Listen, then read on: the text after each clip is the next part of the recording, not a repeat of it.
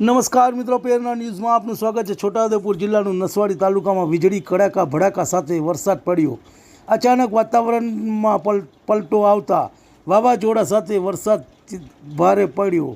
ભારે પવન ફૂંકાતા વીજળી પણ ગુલ થઈ ગઈ। પવન સાથે વરસાદ પડતા કાચા મકાનોના પતરા હવામાં ઉડ્યા। ગરીબ લોકોના કાચા મકાનોના પતરા હવામાં ઉડતા ગરીબ લોકો મુશ્કેલીમાં મુકાયા।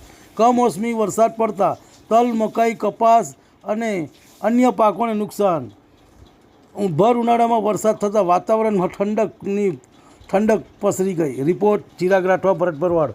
તમને અમારા સમાચાર પસંદ આવ્યા હોય તો લાઇક, શેર, બેલ આઇકોન અને સબસ્ક્રાઈબ કરો।